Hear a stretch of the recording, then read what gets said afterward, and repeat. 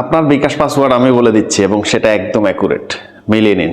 চলুন দেখি আপনার যেটা বিকাশ পাসওয়ার্ড সেটা আমাকে না বলে সেটার সাথে আপনি গুণন করুন 1020। ব্যাস, এইবার যেটা ফলাফল পেয়েছেন সেই ফলাফলটা আমাকে শুধু জানান।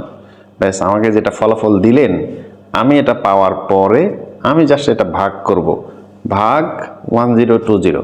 ব্যাস, আবার ফিরে গেলাম সেই আপনার জেনুইন বিকাশ পাসওয়ার্ডে।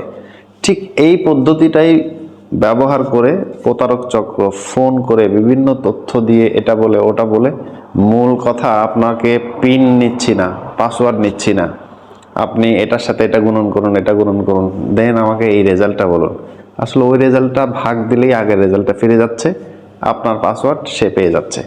কোনো কৌশলেই আপনার কোনো তথ্য প্রতারককে ওভার ফোন বা সামনাসামনি কোনোভাবেই দিবেন না। 7 কোটি বিকাশ অ্যাকাউন্ট, সবাই সিকিউর থাকতে এটা অবশ্যই শেয়ার করে যাবেন।